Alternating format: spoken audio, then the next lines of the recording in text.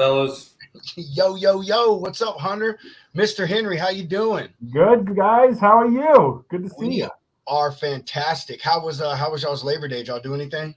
Awesome. I think they call it Labor Day because that's when you do labor around the house. So my wife had the list going, and Exactly what I was doing all weekend, man. Moving into my new place, and everybody's out on the lake in their boats having a good time. And here yeah, I am cutting hands on some furniture. exactly. And I live down here in South Florida, and it's about it's actually we had a nice weekend. We only got up to 92, so hot this Better week. than a hurricane. Yeah, better than hurricane. Yeah, I'm in Texas, Henry. So I feel you. We actually finally got down into the 90s this week too, which it was short lived because next week my wife told me we're going to be back up in the triple digits. So Yeah. yay! But I didn't do nothing. Well, I say that I tried not to work yesterday. I was like, I worked half a day Saturday. I'm just going to get on. I'm work half a day today, and then come 4:30, there I was still sitting in front of my computer yesterday, trying like working, even though I didn't want to. So I, I Every, I find in logistics, Labor Day is like a contradictory statement. You know what I mean, or something like it's. I feel it's the day you do like more labor in this industry. I don't know, yeah. man. Waking up with stress dreams. Dude, I did, man. I did. I was stressed out all weekend, Hunter. Man, I onboarded that seafood customer last week, dude, and well, I say 2 weeks ago, but I started really picking up for him last week, and most of his stuff is LTL, but he gives me this FTL stuff, and he sends them over to me, and I see the value, and I'm like, holy shit, dude, one of these loads was 400 worth $444,000, and the other one was worth $381,000.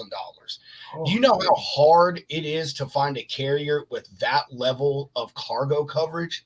The oh Like, yeah. insurance, man. No, well, you got to add the insurance in those. Yeah. dude, it was nuts. And the reason I was stressed is because like I was higher than these other people that bid on it. And I'm a transparent broker, man. I like to explain things to my customer, like give them a reason why I want to do what I want to do or why I want to rate. And I straight told him, I said, listen, man, I said, if those clowns are telling you that they can run a high value cargo load at the normal lane rate, they're full of shit. Oh I yeah. was like, I was like, dude, there's no way you're going to find a carrier with $500,000 of insurance and run them at a normal lane rate. Like it's just not going to happen. And so he gave them to me, even though I was like $400 or $500 higher than what everybody else was. But I told him, I was like, man, this is what I think it's going to take. And I've never dealt with high value cargo at that level. Like I've dealt with some $250,000 stuff, but never anything that's approached $500,000. And dude, I was usually when I put a load out there for this guy, like I get options pretty fast. Yeah. And I was getting nothing. And I was like, oh shit, man. Like I'm gonna fail this guy. Like he is trusting me with this stuff and almost $1 million worth of cargo. And I am so gonna let this guy down. So you say that, Hunter, but I did wake up yesterday from like sweat dreams. Dude, I'm telling you, there's those days where you wake up and you don't know if it was a dream or if it's for real. Like I'll be like checking emails. I don't know if I woke up and checked emails or if I was just dreaming it. But yeah, the industry never sleeps, man. That's No, it doesn't, and it was a pretty busy day yesterday for my company all around, man. I mean, we had a lot of stuff going on, which is it used to be a real rarity in this industry that shippers worked holidays. You know what I mean? Except for Yeah. most of the big guys, but now it is. I mean, except for Christmas and Thanksgiving, and I even delivered a load on Thanksgiving last year and booked a load on Christmas. So it seems to be getting more and more common that this industry we're just working through federal holidays. It just yeah. holidays just really don't seem to mean much in this industry, which understandable. I Yeah. mean, what keeps the country going, but still, sometimes it's nice to have a break. You know what I mean? Let's see. I bet that is. Oh, it's Chris. What's up, Chris? How you doing, man? I've been liking your I've been liking your Tic Tacs, Chris. Hold on, I gotta turn my phone off. I don't know who the hell this is. Chris, you gotta add me on the Tic Tac, Dr. Dre. I took your advice, but I want that T-shirt you promised. Oh, I had a T-shirt. So, per our normal, I'm going to get in real quick to our quick little news segment, and then we are going to let Henry talk about his company, Freight Management Systems. He owns and operates a transportation management system software company. If you were in this business and you don't know what a TMS or a transportation management system is, then you have gone off the rails somewhere along your journey. It Started last week. Yeah, right. It is definitely an imperative tool to have in this industry if you really want to be successful and up your game. So first, what I want to talk about is I'm going to share my screen here. I shared this in some groups earlier, and what it is again, it's an article coming from Commercial Carrier Journal. Y'all know these are my people, but it talks about how they've received data from carrier partners that they have, and that data has come back saying that the technology that these carriers use, ELDs, which I won't get started on that, but the rear-facing cameras, they have some active AI interactive components in the trucks now as well that are helping drivers to be more aware of the risky behaviors and things that they do behind the wheel. So I won't get too far off track after this, because I really am one of the people that, I hate to say, but I feel that all this technology and vehicles across the board is actually what makes people worse drivers. The fact that you need a blinky light and a fucking noise to tell you you're about to hit someone it just baffles me. Like, it really reaches to a level of stupidity that humans have got to. But oh, dude, I got that in my Jeep, man. I try to back out of my grandma's driveway and the brakes hit. yeah, exactly. So, same with my car. You feel like you go to the windshield, just stops you automatically. But I want to go fast. That's why I drive a 2004 Buick. And it has no, what the safety feature of my Buick is? Solid American steel. That's what my safety feature is. Anyway, so what the data has showed that they got back is, like I said, a lot of the technology that carriers have put in place, I would say the last 2 decades really, has really gotten risky behaviors as far as safety behaviors. The ratings have come down.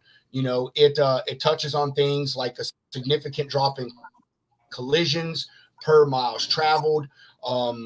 It resulted in fewer deaths, fewer roadside hiccups as far as like inspections and stuff, because they have this technology in there that tells these guys to do their pre-trips and things like that. It's even helped in reducing the safety ratings for the carriers, obviously, because their drivers are practicing safer behaviors, which in turn doesn't get them tickets, and they don't get in accidents and such, that not only reflects on the driver's record but also the carrier's record. So like I said, one of the things that they talk about in here, which is really intriguing to me, I haven't heard about this yet, and I want to try to find it right here. It says that during the time window that they gather this data, an adoption of AI to better identify new risk and actually have in-cab interactions with drivers so they are aware of it when they're talking about their risky behaviors, and to be able to take active measures and, to actively make improvements themselves in the moment. So I am a person that really, I am not for AI in most parts of our life. I know I may sound like a conspiracy nut, but like I just really feel that pulling humans out of everything really at this point has really not been as beneficial as we thought it has been. I mean, look at airlines. Just let's use that one critical example. Airlines are completely technologically dependent now, and look what happens. One system goes down and the whole fucking airline is done, and you're sitting in an airport for 3 days. Yeah, I'll say this, Rob, because I grew up, my dad worked for Delta for 30 years, and one of the craziest stats to me is anytime you're on an airplane, almost I would say 80% of the time, the airplane being landed is from autopilot. Yeah, The actual pilots only have to manually land like a couple times a month or a year, or whatever it may be, just so they know that they still have the controls there. But like, yeah, there's a time and place for AI, and like, you know, for the trucks, whatever. It's self-driving trucks will never work. That unless they make like a separate highway for certain types of cargo or something. But I mean, but that's railroad, and like it's it doesn't belong everywhere. I agree with you on the self-driving thing, but so anyway, my interest was piqued when I read this about the AI, and any of you drivers that, you know, drive for a company that may have some cool technology in your trucks, you know, drop me a comment either now or later, and, you know, let me know about some of this interactive AI stuff that they're talking about that's in the cab of these trucks. I'd really like to hear about it, and maybe even possibly have you on as a driver to explain it. When I stopped driving, the only thing that we had were the cameras, and honestly, those were used more to punish the drivers and write us up than it really was to correct anything. So that was really all we had. You know, other than that, it was you being a human and using damn common sense to realize that you're operating 80,000 pounds of death rolling down the highway. So you better freaking pay attention. But regardless, I thought it was a cool article, even though I'm not a super techie guy. I know that tech is really big in the industry right now, and it's being implemented in pretty much every facet, from us as brokers to carriers and the trucks, you know, all these things. So yeah, you know, if you want to read the article in full, like I said, it's on Commercial Carrier Journal. You see the title right here. You know, data shows technology helps commercial fleets improve safe driving behaviors. A quick little 3-minute read. Pretty cool. You know, I don't think you're going to learn anything crazy, but some pretty cool statistics, and talks about some things that are being implemented in the industry that are looking to have or are looking at having an impact now and continue to in the future. So there we go with that. There's our little news segment. Hunter, I got to come up with like one of those little breaking news videos, bro. You know what I mean? Oh, no. Like, you know, like to run it before this where it goes, that's some crazy shit. Leave it to me, man. It's on place. I've seen it. We'll make it. Yeah. Look at Hunter. You move into that new house and look at your sucky internet. I'm using my neighbor's internet right now. Oh my God. That's mighty white of Well, look, man, it's not bum, but apparently the unit that I'm living in burned down, or this whole building that I'm living in burned down like a year or two ago. So it's all brand new, but like Xfinity, nobody recognizes it as a actual household yet. So free internet. I've heard it. But no, I also have a touchscreen computer, man, and I tried to clean it off, and then it just threw me off. Like, shit happens. Get off me. Anyway, Henry, we're going to pull it into you, brother. I'm going to pull up your website as well. So, you know, if you want me to guide to some stuff on there so you can talk about it, we can. I'm going to throw it up regardless so people can look at it. But if you want to roll in, you know, tell us a little bit about yourself, your history, and how you kind of got to the point you're at right now in the software part of logistics. Okay, well, I can fill an hour of telling you about the history, but but no. So no, freight management systems, right? Where we do transportation management system, as you said, you know, software. Most of our clients are freight brokers, so we handle all the loads going in, and, you know, tracking. We do all the fun stuff that, you know, transportation management systems do. We also have carriers. We're one of the few systems that's what's called a multi-company system. What that means is that you can run different companies in the same software and share the software. So, you know, things like, so some of the customers, for example, they might put a load in and might decide whether that load is going to go to the brokerage division or the carrier division. and you can kind of move it around without doing dual entry, and then when you push it over to the one company, then that company flows into its own accounting system, and so on. So that's really cool stuff. Gets it very unique. Freight management systems been around for a lot of years. We had over 30 years. Even though we're not one of the biggest names in the industry, we've been around. We have a really unique history. Some of the founders of the company, they founded it with a DOS-based system, so many years ago. I actually, my history was not really with freight management at the beginning. I was just a kid when they founded it, and my dad, we owned trucks, and we actually moved a lot of trucking for Carnival business. So we were power only for the Carnival business. Came in, moved the rides and the games and stuff like that down the road, and that's how I kind of grew up. And then we started getting into the Carnival business a little bit, working it, and worked it for the summer, and that's how I learned how to drive trucks. So and went to school, and anyway, I don't know how, but somewhere down the road, I came and learned and started loving computers. So in my teens. And so I was moving trucks and working on a computer, in the house trailer in the summer times. It was a weird lifestyle, but that's what I was like. And anyway, many years ago, I started my own company doing internet stuff, and freight management systems came to me as a client. Said, we got this DOS-based system. Would love to get this thing into Windows. And that's where I came in. I started programming freight management systems. What became Low Plus.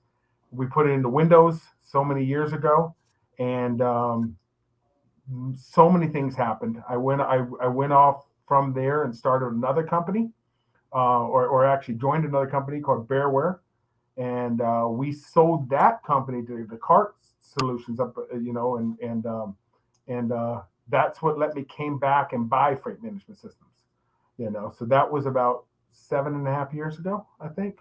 And we've been doing some really cool stuff, revolutionary, I think, stuff.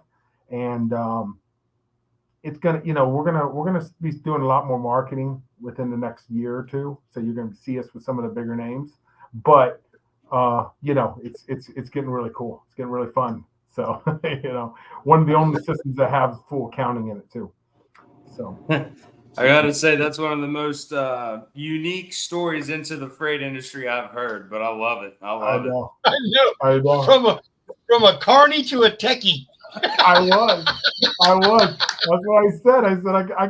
I have history. People think I'm crazy when I talk about it, but yeah, we used to everybody's crazy in this industry, man.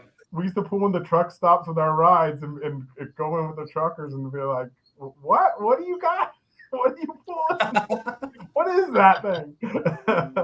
That's cool though, man. Yeah, especially here in the South, I see trucks all the time pulling that equipment, man, like all the rides and stuff. And I'm like, how in the hell do people get into that? Yeah. Now I know. yeah. No, it's my grandfather got into it, but it was from there because all those Carnival rides, they spend all that money on the Carnival rides, but they don't have all the trucks. They have a few trucks, but they don't have a truck for each ride. So they gotta bring a lot of power only in to move that stuff. So stuff you don't think about, the niche of logistics, man. Yeah. So Henry, what I want to ask you a few questions because as I've said, and I will say many times, I'm not a big tech person. However, I've been in this industry a very long time. I started out as a driver and, being a transportation manager, blah, blah, blah. Obviously now I'm a freight broker. So my point is I have seen and touched a lot of different technologies, and including a lot of TMSs. I think the first one that I ever dealt with was a proprietary system for Home Depot. And I can't remember the name of it, but that one was pretty cool. And then I'm sure you know this one, but AS4000, is that what it is? AS400, yeah. Man, AS400. Yeah, You talk IBM. about MS DOS. Like, I think that shit is still like platformed like it's out of the 80s. Hunter, if you've never seen AS400, Henry can tell you, like, it is Yep. seriously like, dude, you tap, tap, tap, tap, tap, tap, tap, tap, tap, tap, tap, tap. Yep. You count your enter keys, you know? Yes, you do, bro. There is no mouse, no anything. It is tab, enter, tab. Like, it is so ridiculously crazy. And it used to be the big one. Now, I don't know who it is. We use Algex, and I think a lot of bigger people use Algex, but there are some smaller ones that are up on the rise. I'm not gonna name drop them, but you know my point is, I guess I kind of trod off here. I see a lot of these things that you have. I'm on your features tab here, which I will. I'm gonna go ahead and pull that up. Bow, bow, bow. So I see a lot of the features that you have here. The complete dispatch and the tracking and such. I also, right below this, there is a section that talks about your EDI capabilities. Oh yeah. So let's touch on the carrier management for one. Your system, does it generate its own carrier packets and like send it out, and then it is electronically done and it saves it, or does the broker or dispatcher or whoever, do they have to create the packet, send it out, and then upload it? Like, how does that type of thing work specifically? So all of our document management in the system, or anything we can send out of the system, is all template based. So we can have so when I say template based, we can customize any packet there is. So we can put in any language, any inserts, and we generate the carrier packets if they choose to do that. Nice. And we can fill in all of that, and we even have electronic signatures in the software so that so the carriers don't have to go through hoops to get the signature on there. So and when I say electronic signatures, like, you don't even have to go out to a third party. You don't have to go out to e-signing. You have to spend that extra money. It's all built in. So they come in, they sign the packets, they send it back. That sort of thing. Now I will say that the carrier packets themselves, like the initial carrier packets, right? Not the agreements. More and more brokers are heading towards the onboarding softwares, like my carrier packet. Yeah. The RMIS. Yeah. RMIS, that's what we use. Yeah, and there's a few others that are starting to come, get more traction, and I love that, and I'll tell you why. Because brokers are now, I mean, as you probably know, about 5, 6, 7 years ago, something like that. Now was that big lawsuit that went beyond the insurance brokers. You got to make sure you got the right carrier on that load. If you have a carrier on there with no insurance or anything like that, you could be liable, past your insurance. So to put you out of business.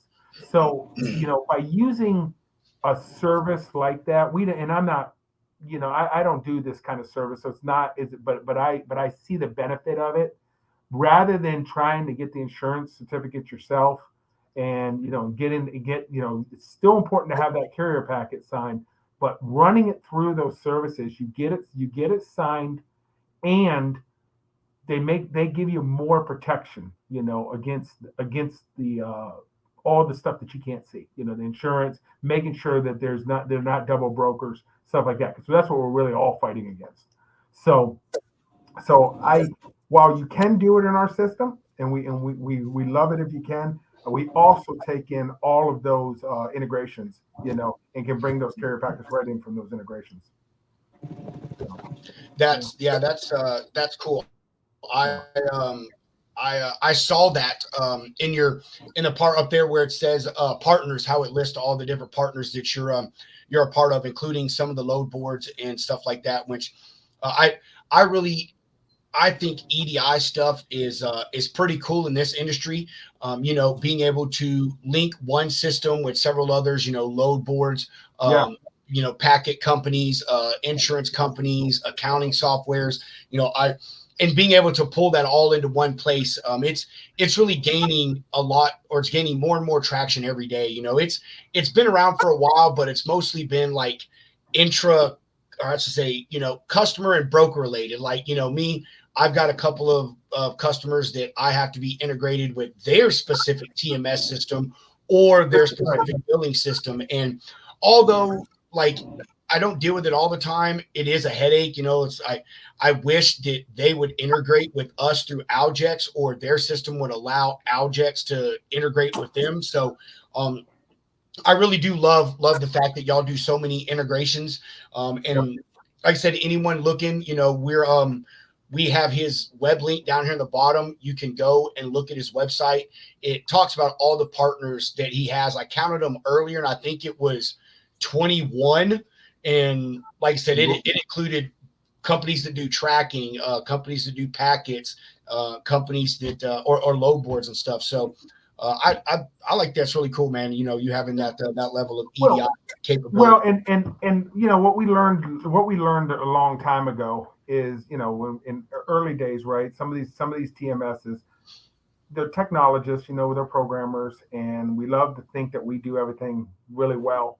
The problem is that we can't do everything, and what we do we do really well, right? We make sure that we match loads, we make sure those carrier packets go out, we do them really well. But there is always going to be software that the brokers need and want, that we promote integrations. We love working with our integration partners.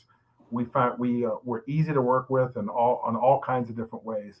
And so it's important to me to have those integrations. So when a customer comes to me and says, we need this integration, my response is that one thing about us, and unlike some of the larger guys, is not, okay, you got to spend this much money to get this integration. If we don't have it, it's our money we're putting up front to make these integrations, and we'll go ahead and do that for our customers and get them done. And that's why we have so many. So we get these integrations, so then that way, when if next customer that comes to us and says, I'm tired of my TMS, I look for something a little bit better, we're ready to go with them. So yeah. That's great you say that, man. That's how my CEO Chris Sampson is. He's like, just meet the customer where they're at. We'll figure it out. Let them get them to let us know what we need from them, and then likewise, and we'll get it done one way or the other. That's how we grow this system, man. Hey, listen, I got a line I always say. The business moves at the speed of trust, and that's really the backbone of freight management systems. Our customers have been with us longer than I've been president of this company, 20, 30 years, 20, 25 years, some of these customers. And, that's one thing we're going to do is we're not going to nickel and dime them. We're going to make sure, because the thing is, the way I survive and grow this company is to have my customers with me no matter what other TMSs are out there offering, because they know they can trust me. They know we can bring them what they need, so. Yeah, I have it on screen now, but I went through and read through pretty much all of these reviews, and there's a few of them on here that talk about them being with you guys for like 25 years, man. I think it's this lady right here, 10 years, and I'm in 25 years. So to me, that does speak volumes, man. To have customers on that type of long-term commitment to you. It shows that you're doing things the right way. So I looked it up. It's funny you said that, because I said I saw a whole bunch of them in there talking about the length of time that they've been with you guys. Now, so let's get back to part of the document management. So say, we get to the point, we built the load, we're booking it and such. Obviously, I'm sure your system sends out, automated generated, wow, there's a mouthful, automated generated rate cons. Say that shit 4 times fast, right? Yeah. Like once that goes out, and I'm assuming that it's a digital signature, when the carrier signs that, is that uploaded back to your system, or, and I only keep using Algex as a reference because obviously the level that you're at, that kind of seems like the only really competitor you would have. But like Algex, when they sign it, we still have to physically upload the freaking thing back to the back to the system. So No. Oh, no. That's automatically, because of the electronic signatures, that's automatically in there. And we can go one step further. Not all brokers do this, but we love this, this option. You can get your rate agreement signed electronically. And when nice. it comes back, electronically, and when it comes back in the system, it's gonna tell you. There's a little thing up in the top right, and it's going to tell you that, hey, you got a new Raycon signed, and what you can do is after you approve that signature, we do make you approve the signature, because we don't want them to sign Donald Duck, so we want them to sign it, so you approve the signature. We'll send the delivery sheet then out to them electronically. And what that does is, like, unlike what our Raycon does, if you choose to do this, is that we don't put the addresses on the Raycon. You might get the city name, that's about it, but you don't get the address of the pickup or anything. And then you'll get the delivery sheet after that Raycon signed, because then that forces the carrier to make sure that Raycon comes back to you, rather than them just showing up and picking up the freight and didn't sign the Raycon. That's smart. There's some brokerages that do that, and honestly, I never thought about it that way. To be honest with you, I'm always like, man, this is so stupid. Like, why don't you just send me the damn thing one time? But now that you say that, like, I get it, because as a broker, like, I have carriers, I will send a Raycon out to them, and like, you don't get it back, and you have to hassle them. Like, dude, I need my Raycon. Like, you needed to get paid, I needed to get paid. You know what I mean? Yeah. So that I like that, man. That That's and if you have a carrier, that we also have different templates that you can put on for each carrier, and then you have your default. So if you got a carrier that doesn't give you a hassle or anything, you just change the template so that's an all-in-one. You don't have to do the delivery sheet. So it's optional, what you want to do. But I love it. And we also do, in the same vein, we also can send out, we customize BOLs, and we can. And so if you need to do a BOL for a shipper, and send it to the carrier for them, you can do that same thing. So pretty cool. Awesome. I like that, man. So seems like, man, from what I've read and what you're saying, you guys are at the higher echelon of this deal here, man. I mean, the decades that you talked about, you guys having this industry is really showing. I mean, I could literally go over all the features that you got, or just the features you list here, which I think are really imperative to a full spectrum transportation management system. There are some out there that all it does is dispatch trucks. You know what I mean? Like, it keeps track of your loads. You build your loads, and you put little notes and stuff in there, and that's really the end of it. It doesn't do accounting. If it does document management, it's at a very low level of, like, cloud storage. The EDIs, usually they're not as expansive as I've seen the ones you are, except when it comes to load boards. Like, I will say that, I don't know how yours is, but most of these transportation management, systems, their big thing is, we post to 80 load boards, and that just kind of seems like their selling point. And I think there's a lot more to it, hooking up with these tracking things like you do, like the Trucker Tools and Macro Point. I think those things are again imperative to making a full spectrum transportation system. So let me go ahead, Henry. I'm sorry. No.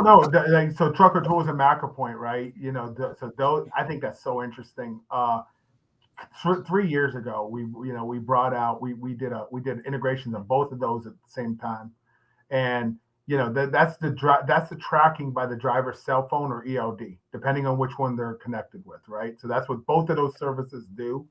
Trucker Tools does a few other things too, but Macro Point, that's the number one thing they do. When we first brought that out, no, couldn't get a carrier to. They would send it out to the carrier, couldn't get a carrier to sign up for it. They said, nope, we're not doing it. We don't want to be tracked. We're in this industry, we don't want to be tracked. And so it was so funny. Our brokers would sign up for this, pay for it, and they would just, a couple months later, we're not using it. We don't need it. Now I would say, 60% of the loads are being tracked by this thing. It's funny how, how the shippers are really dictating what they want. And, the carriers have to follow suit. And this technology is something that's, that's just one thing, that we're talking about, but this connectiveness, that's one thing that we noticed that is an uptick. Everybody's starting to use it, It is mandatory. And Hunter, I want you to touch on this too, because I would kind of be interested in a short snippet of how this works for you, but it's mandatory here for us, for you to accept tracking. I mean, we talked about this earlier, but tracking is also one of the tools that we use to skirt double brokers. You know, we want to have that cell phone and be able to track that load and make sure that's the cell phone to the actual driver, and such like that. And as you talk about shippers, as I said earlier, I have shippers that want me to integrate with their stuff, and several of them either have built-in integrations or have additional integrations for us to use. And an example is we use MacroPoint. One of my customers also uses it, but instead of them integrating with us, he said, no, you integrate with my MacroPoint. So, so we have to use two different MacroPoint systems. Hunter, what about you guys? I mean, like, is obviously, I'm sure tracking is obviously a thing in international stuff, but like, how do you guys go about that? Do y'all use MacroPoint or Trucker Tools? So for international, obviously we have Live Track and Trace. We go through a partner of ours, Four Kites, but that just tracks, the movement of the container from origin to destination at port. However, with drayage, some carriers do provide live tracking, but it's totally different. It is more hands-on than anything else, because I mean, in all reality, with moving cans, it is just from port to destination, or, if you're doing exports with like something rail, it's just, you see when the driver checks in to, or in gates, as you would say, at, the rail yard or at one of the ports. And then you can see when they get out of there, and then it's talking to the shipper, receiver, whoever it may be. So the only tracking we truly have is, just the ocean portion of it. And then, the port side of it. So, and I wish I could talk more about this, but I can't wait to talk to you guys in November. We're going to be talking about, brother, I'm tired of having 100 emails.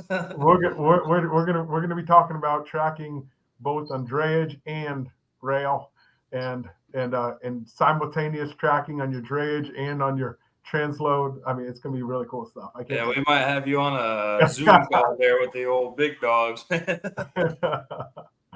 So that is the one thing about drayage, man. It's people say they haven't moved and all this good jazz, and then it's never guaranteed. Like, because in drayage, man, there's so many accessorials you just don't know, like waiting time. Yeah. Are you really waiting, or is your driver just dropping my container off at your yard, going to pick up another container for a little bit more money, and then driving it back and then charging me more? Yep. So, hey, Henry, I want to, change gears to carrier side. Like, what does your platform look like for the carriers? Is it as in depth, and do the integrations, do they have the option to still do a lot of these integrations and such, like the broker platform? Right. Well, we are much stronger on the brokerage platform than we are on the carrier platform. I mean, everybody's got to be good at something, and we know our weakness a little bit is on that carrier side. We are moving towards more of that. Right now we have EOD set up with Samsara, for example, but we don't have. We're still working on the other EOD integrations. So we're not too. Samsara being the biggest, we're there, but we're not with all of them yet. Yeah. Okay, so what about as far as like the way that it works for the brokers, in the sense of, like building loads, will it build loads, and also does does it help keep track of things like some of the accounting stuff? And does it still offer document management? Those type of things. 100%. So you're still, so on the carrier side, you're still putting your loads in. Instead of booking a third party carrier, you're either booking your leased on drivers, or you're booking your payroll drivers, on it. And the system, what's really cool is the system, when it looks at the carriers, it knows whether it's a type of a driver or leased on. And so what it's going to do is it's going to book whatever you book on. It's going to know how to react. So it's going to know, hey, this is a payroll driver. I don't need a rate agreement, so it's going to skip that. You're not going to necessarily put that on. You can choose to if you really needed to have some kind of agreement. But maybe a leased on driver, you still might want to have that agreement. Of some sort, right? So it can choose what you want to do on that. It still holds all the insurance information on the leased on drivers. And you can add those on the accounting side. You can add anything you want on the driver settlements. So you can put whether they got to pay their own insurance, or they got to or you can do a fuel advance, for example, and whether they have to pay that back. All of that stuff it's a full 100% accounting system. It's got ARAP, general ledger. But it's made for the transportation industry. So unlike QuickBooks, we got a lot of really cool added features for the transportation industry, such as, like not to go back to the broker side, but, like on the broker side, for example, you have built-in quick pays, so the carrier calls up and says, I need a quick pay, 2-day quick pay. It's not something where you're going to do entries into the accounting to figure out that quick pay. It's you literally click a checkbox. QuickPay goes on, calculates it, and then the ACH gets made. And that's another thing is we have built-in ACH, so builds the ACH, uploads it to the bank, goes right out. That's it. That's cool, nice. Man. Yeah. I've never heard of something like that. That's pretty high shit right there. No, it's cool. It's really cool. It takes about a week to a week and a half to set it up, but one-time setup fee. Kind of thing, and then it's really cool. It's one of the things that's unique about for a lifetime of really bees. cool about having an accounting that's transportation oriented. Yeah. It does this stuff. Could you make that work through QuickBooks? Maybe, by adding the right utilities and software on there, but it's all built in. So that's cool, man. Yeah, I like it. That's rock and roll, dude. Yeah, seriously, man. Your stuff is pretty in depth. I'll say not to critique, but the website doesn't do it justice. No. Matter of fact, if we're the worst at that. I'm hoping to get better is we can't market. You were telling me that. We know trucking, but we have no clue how to market. So that's funny. We had that conversation, man. Henry and I did. I even went Hunter and I told Henry, I said, Henry, send me some flyers or something so I can advertise your stuff. And he sends me one thing, and I was like, Henry, I need more. And he's like, I don't do advertising. This is what I've got. And so the Logistics Lounge also the marketing team of TMS. I got one marketing person. She's doing a lot more to marketing. She makes all my content, but newsletters, all that kind of stuff. We do the best we can, but we're not huge into that. One cool thing about being a private company and not see, I'm 100% owner, and I don't take on, and I'm not saying there's nothing wrong against it, but I don't take on all investors and stuff like that, because we do our stuff really well. We're good programmers and stuff like that, and I don't want to answer to investors. I want to answer to my customers. That's where it lies. My customer needs something. I want to be able to do it, even if the investor says, "Hey, that's not going to make you money." I don't care. I want to keep the customer happy. Because my goal is every customer I have, I want to keep them. And we do. We don't have the the falling off of customers. We really don't. That's it, man. It's a long game. It's a marathon. It's a long game, right? And I'm old enough now where I'm not the get rich quick. I don't care. I love working, so I'll be Yeah, working man. until I'm 70. I'm 29 and I just now figured that out. I was like, yeah, quick wins are cool, but honestly, kind of sucks when it just ends for obvious reasons. Like it's better just to go through the process, trust the process. Yeah, yeah. And you don't hear a lot of bad things about freight management systems. I mean, of course, everybody's going to complain about a bug or something like that, but not overall, we don't you don't get negative, you don't get much negative talk in the industry. At least I haven't heard it. So, Absolutely. When it comes to tech in any part of your life now, I think a bug is the least of your worries now. I mean, it's pretty Bugs much are good. par for the course now, man. yeah. Yeah, dude, bugs are good, dude. Especially, I mean, even at Freight Mango, we have our online marketplace, and I'm helping build our trucking side of it with drayage, and we're working on the getting into OTR and all this, and Yep. like I remember when I first started, like just to tell you this much, I was trying to build, just a general quote to send to my customer, and I realized right off the rip that we didn't have Mexico or Canada in there. I was like, hey, my customer's out of Montreal. What are we doing the next day? Like, so weekly we have meetings, or actually bi-weekly, but just going over the platform. Bugs are good. Yep. Like I'm the king of getting weird freight and like bringing up stuff that they never even thought about looking at, and I'm responsible for about 60 different requests right now.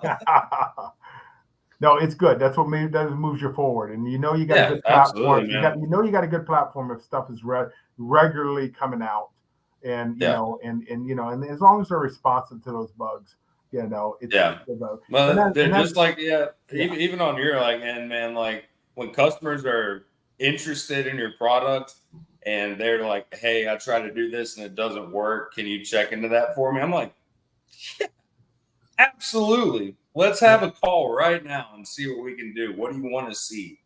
And they love that shit, man. Like it's cool. But November can't come quick enough. I need that drayage tracking, brother. We'll definitely talk. We are. We're definitely going to have you back on. Yeah. I mean that. I think that pretty much sums it up. I mean, we could really go on and on about TMSs, man. I mean, they're such an integral part of what we do, and yours, especially from everything you said and from what I've seen, it's very, very in depth, and it has a I'm trying to think of the word, has a lot of rewards attached to it. We've talked about the integrations. Honestly, I think that is just a huge thing, and automation, with your packets and your rate cons, and the verification of signatures, the quick pay stuff, being able to upload the document, do the document management, be able to access that easily. So man, I love it, Henry. I really do. And dude, we were super stoked to have you on, and we are very appreciative of you being our first sponsor, and we look forward to continuing to try to drive business to you, man. Through our show and through our Facebook pages and LinkedIn and stuff. We have a goal, or a mission, I should say, not to just be a part of everybody's business. I mean, the people that we've had on so far, they've really been smaller companies. I mean, I don't know y'all size, but I'm assuming, you guys are a small company, we're relatively small company. Yeah. And I think, things like that are important in all my life. I was just at my vape shop today, man, talking to my people there, and they're moving buildings. And I said, hey, wherever you move, I'm going to go to. And my point with that is loyalty, man, to the small guy. I think that it is important in every part of life, but a lot so in this industry. There are so many big names as far as load boards and tracking tools and factoring companies, and the list that goes on and on. That unfortunately they have those marketing budgets and they take up so much of the market share that a lot of the smaller people don't get their time to shine and their time in the light. And we really want to be a part of people like that, like you and Shoreline Capital, who they're going to sponsor us as well. They're a factoring company. That guy, Clint, he 25 years in the banking industry and said, you know what? I want to help people in the logistics industry build working capital and help them build their businesses. We have a charity that we brought on that we're going to have on again. They deal with driving mental health. So point is being a part of something like what you got going on, Henry, and trying to help, bring forth more opportunities to you, is important to us. And we really appreciate you giving us that opportunity and sharing a part of your Tuesday night with us. Well, thank you guys. I mean, I really appreciate being part of this. I love how genuine you guys are, how you love trucking, and that's what it's all about, right? Love logistics, and it's just, it's awesome. I enjoy watching the show. I'm a fan as well, so it's I appreciate it, Henry. Thank you. Thank you. So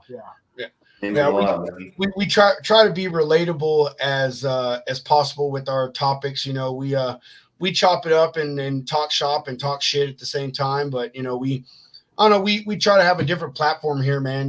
We've said it a few times, but everybody else does things in the daytime, and it's coffee with so and so or brunch with Bobby, and yippee do. And everybody's got to be professional, and it's all so forth, so on. And we just want a more laid back atmosphere and to bring light to topics that other people aren't, man. Like Hunter and I, the first thing that we said we did not want to do is talk about what everyone else is talking about. And usually that's whatever the top news story is in the industry. Oh, this person's going out of business, or this stupid merger, or that. And like, it's like, hey, showing me graphs that I don't even know what they mean. Yeah. I mean, it's like that stuff happens every day. Like, we don't care about that stuff. We want to talk about TMSs and factoring companies and mental health and insurance coverages, and topics and things that really directly affect our industry and that are problems, man, and that people have problems with. And TMSs are one of them, man. There's a plethora of them out there. I bet if I Google TMS right now, I bet you I'd have 50 Google pages, man, with crap on it. You know what I mean? So, we appreciate you being on, man. And we look forward to having you back anytime, especially in November when you guys are doing those new update rollouts. We're really excited to hear about that and, see the new offerings that you guys are going to have. And Henry, do you want to close out with anything, man, before we do our exit and bid everybody adieu? Well, I mean, we hit on most of it, thank you guys again, for this platform, and it's just so much appreciated. Like you said, the small guys out there, we're big enough to make sure we're gonna be there for you, but it's but we also care, you're not going to be just a number for us. So if anybody does want to take a look at our TMS, we're going to do demo, and I would personally do the demos. I don't even have to go to the salesperson. I mean, we can, but I would love to just talk to you personally. So give me a call. It's running across the bottom of the screen, so you can call us, or you can get onto a website and just fill out a demo page there, and we'll make sure we get that set up for you. So thank you guys. Awesome. You're very welcome. You're very welcome, Henry. And dude, you have a fantastic rest of your night. Hunter, before we chop off, is there anything you want to add, my friend? Keep on trucking. That's it. Keep on trucking and keep on. Hey, as Jason Rabine, and I thought that guy's name was fucking Rabine this whole time. As Jason Rabine would say, have a freight day. And as I like to say, chunk the deuces, hit it.